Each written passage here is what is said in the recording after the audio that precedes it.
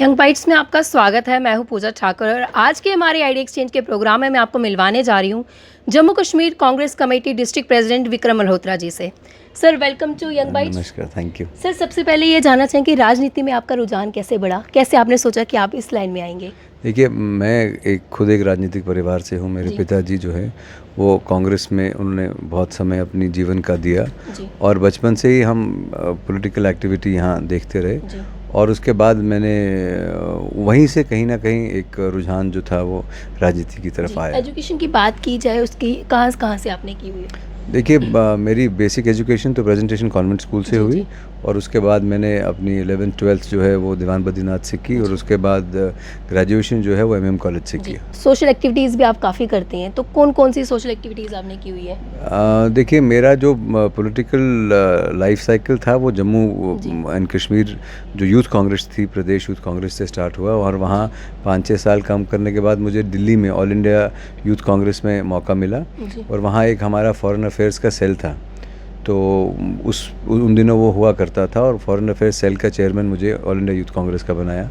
तो उस पद पे मैं लगभग 3-3.5 साल रहा और उस दौरान देश विदेश में और विदेश के अन्य देशों में जाने का मौका मिला। वहाँ के जो युवा संगठन थे उनसे मिलने का मौका मिला और उनसे जाना कि कैसे वहाँ यूथ पॉलिटिक्स होती है, नए लोगों को कैसे पार्टी के साथ जोड़ा जाता है और नौजवानी की जो इश्यूज़ होते हैं उनको कैसे फोर फ्रंट पे लाया जाता है। एज ए सोशल एक्टिविस्ट कौन से आपने बड़े काम किए हुए हैं? और उसके बाद फिर मैं जम्मू आया, फिर ऑल इंडिया यूथ कांग्रेस में जनरल सेक्रेटरी रहा और उसके बाद जम्मू आया तो उसके बाद हमने स्वाभिमान चैरिटेबल ऑर्गेनाइजेशन के नाम से एक संगठन बनाया जिसमें कि हम लोगों की, गरीब लोगों की मदद करते थे, अभी भी करते हैं। उनमें शादियां जो हमारे गरीब माँ बाप अफोर्ड नहीं कर सकते थे उन बच्चियों की मदद करते थे और उसमें हमने लोगों की डोनेशन से एक छोटी अमाउंट का पेंशन बुज़ुर्गों के लिए जिन लोगों को दवाई के खर्चे पूरे नहीं होते उस तरह से की। और फिर सोशल इश्यूज़ ख़ास करके डोगरी को लेके हमने डोगरी बचाओ अभियान शुरू किया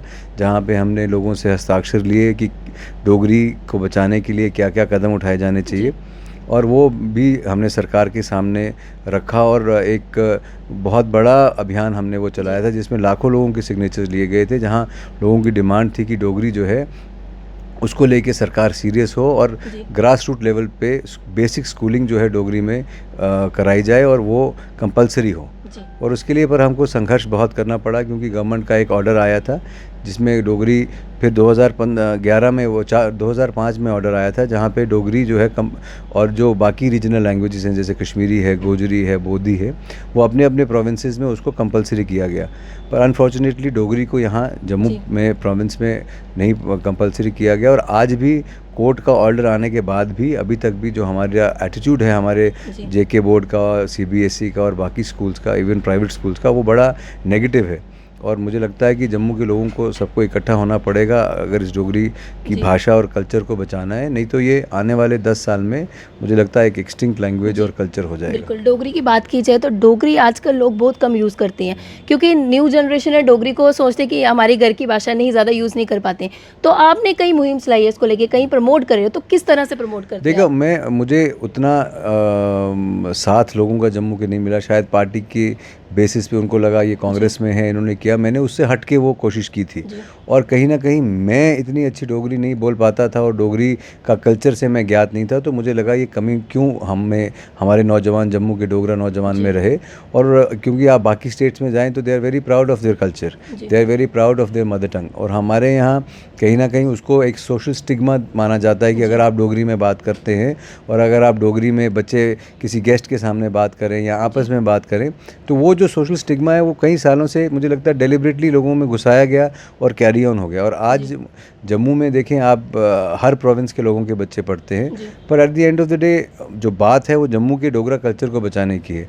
तो अगर हम इनको इंट्रोड्यूस नहीं करेंगे लैंग्वेज को, तो ना तो जो डोगरा जो कल जो आपके यूनिवर्सिटी है वहाँ MA डोगरी करने वाले बच्चे दिन ब दिन कम हो रहे हैं। जो बच्चे MA डोगरी में कर भी लेते हैं तो उनको जॉब्स की अपॉर्चुनिटी नहीं है। सो कहीं ना कहीं, और हमारा जो कल्चर है और हमारे जो ट्रेडिशंस हैं और हमारे जो हिस्ट्री है उसी से जो लोग हैं वो बिल्कुल अज्ञान है।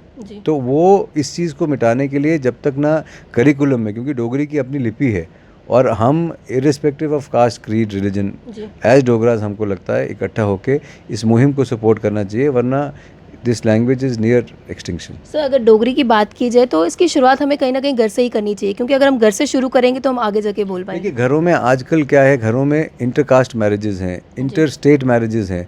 सो डोगरी का जो बेसिक है ना वो स्कूल से शुरू होता है किसी भी लैंग्वेज का। जब तक कि ना वो बेसिक लेवल से as a part of curriculum पढ़ाई जाएगी तो उसको बोलने वाले आज स्कूलों में ट्रेंड है फ्रेंच सीखने का, आज स्कूलों में ट्रेंड है जर्मन सीखने का, इंग्लिश तो कंपलसरी है ही, पर कहीं ना कहीं जो अपनी मातृभाषा है उसको सिखाने के लिए कोई अटेम्प्ट किसी की तरफ से नहीं हो रहा है। फ्रेंच सीखना भी अच्छी बात है, जर्मन एज सेकेंड लैंग्वेजेस सीखना, पर आपको जब तक अपनी बेसिक लैंग्वेज जो है उसके साथ फिर सारा कुछ जुड़ा है, आपका आर्ट, आपका पोइट्री, आपका आर्किटेक्चर, आपकी history, so it is all related. अगर आप लैंग्वेज ही भूल गए तो उसको हम ज़्यादा दूर नहीं ले जा पाएंगे। जम्मू में क्राइम की बात की जाए तो कहीं ना कहीं बड़ा हाथ रोहिंग्यास का माना जाता है, कहीं प्रोटेस्ट, कहीं रैलीज निकाली जाती हैं, आपका क्या कहना है इस पे? देखिए अभी कल ही बहुत सारा कैश 2 रोहिंग्या और म्यांमार के लोगों से बरामद हुआ है, पुलिस इन्वेस्टिगेट कर रही है। मैं आपके साथ बिल्कुल सहमत हूँ कि खाली रोहिंग्याज नहीं, क्राइम तो क्राइम है, इट्स अ क्रिमिनल माइंडसेट, वो कोई भी कर सकता है, पर हाँ ये एक ऐसी कम्युनिटी है जो अनचेक्ड है और जिनके जो बाहर से विस्थापित लोग हैं उनमें गुर्बत भी है, उनको लाया गया है और वो जहाँ बैठे हैं, जहाँ उनको डिफेंस इंस्टॉलेशंस के पास बिठाया गया है और अनचेक्ड हैं वो लोग, और उन्होंने बहुत सारे लोगों ने अपने आइडेंटिटी, फॉल्स आइडेंटिटी कार्ड्स भी, कईयों को तो स्टेट सब्जेक्ट भी हैं और उन्होंने आधार कार्ड भी बनवा लिए हैं। तो ये सब सरकार को चेक करना चाहिए। और अनफॉर्चुनेट है कि भारतीय जनता पार्टी ने 3 साल में, हम कांग्रेस पार्टी तो हमेशा कहती है कि आप इनको वापस भेजिए, पहले ये इल्ज़ाम लगाते रहे कि कांग्रेस पार्टी ने बसाए थे, फिर इनके अपने ही लीडरों ने उसको क्लैरिफाई किया और पता चला कि नहीं ये एनडीए की जो पहली सरकार थी उस टाइम के लाए गए हैं। और अभी 3 साल भारतीय जनता पार्टी के पास थे ये पीडीपी की सरकार में, इन्होंने क्यों वापस नहीं इनको भेजा? और अभी भी गवर्नर राज है, एक तरह से केंद्र में भाजपा की सरकार है, इनको भेजना चाहिए। जी, हम डोगरी को प्रमोट करने की बात करते हैं, अगर बात की जाए महाराजा हरि सिंह जी की, उनके नाम की कोई छुट्टी नहीं होती है, उस पर क्या कहना है आपका? देखिए ये अनफॉर्चुनेट है कि इसीलिए मैंने वो आपको बोला ना, ये एक कलेक्टिव है। महाराजा हरि सिंह की छुट्टी ना होना, मुबारक मंडी आज जिस हालत में है उसके ऊपर इतना उसके नाम पे पैसा आया, आज भी उसकी हालत आप जर्जर है, वहाँ जाके देखिए। ये एक अटेम्प्ट है डोगरा कल्चर को, और उसमें अनफॉर्चुनेटली जो योगदान महाराजा हरि सिंह के परिवार के का होना चाहिए था वो बहुत उस समय नहीं हुआ जब वो बहुत अच्छी स्थिति में थे और ये सब करा सकते थे।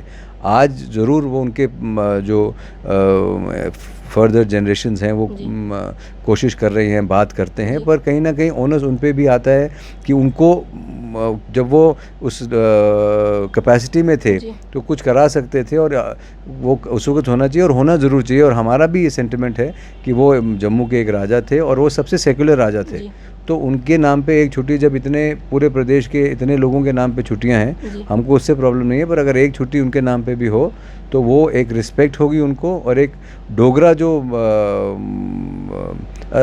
स्वाभिमान है उसके लिए काफ़ी मदद करेगा। आज तक महाराजा हरि सिंह जी के नाम की लेके छुट्टी की अगर बात की जाए, इसको लेके कभी बात ही नहीं उठी है, क्या कारण है इसका? बात अब उठ रही है क्योंकि ये मैं इस बात को मानता हूँ, सरकार कोई भी क्यों ना, चाहे कांग्रेस की बात की जाए, बीजेपी की बात की जाए, इसको आज तक कभी इस इशू को कभी उठाया नहीं गया। ये बिल्कुल ये इग्नोर किया गया, और ये इशू मेरे हिसाब से ये बहुत पहले हो जाना चाहिए था। जब अब चूँकि अब देर आए दुरुस्त आए, अगर आज जम्मू का सेंटिमेंट जागा है इसको लेके, तो मुझे लगता है आई फुली सपोर्ट, और ये ज़रूरी है जम्मू के, मैंने आपको बोला, स्वाभिमान के लिए कि महाराजा हरि सिंह की छुट्टी डिक्लेयर हो। हमारे माध्यम से जो भी दर्शक आपको देख रहे हैं, क्या संदेश है आपकी तरफ से? मेरा उनके से एक ही संदेश है कि अगर राजनीतिक संदेश है कि वो अपने जागें और पहचानें उन पार्टियों को जिन्होंने उनको पिछले 70 साल वर्गलाया, और उन्होंने क्या किया जब उनके हाथ में सत्ता आई। वो उनके पूरे जम्मू और कश्मीर, लद्दाख के लोगों के सामने है कि उनकी क्या वो रहा परफॉर्मेंस, जब जो 3-3.5 साल उन्होंने सरकार करी, जिन इमोटिव इश्यूज़ को लेके उन्होंने एक्सप्लॉइट किया। और जहाँ तक जम्मू के लोगों के, डोगरा लोगों के लिए मेरा ये संदेश है कि हम सबको इकट्ठा होकर डोगरी के लिए लड़ाई लड़नी है, और हम कोशिश करें अपनी अपनी तौर से कि डोगरी जो है वो हर स्कूल में, प्राइवेट गवर्नमेंट स्कूल में एज ए कंपलसरी सब्जेक्ट पढ़ाई जाए। बहुत बहुत धन्यवाद हमारे साथ जुड़ने के लिए, अपना कीमती वक्त देने के लिए। Thank you.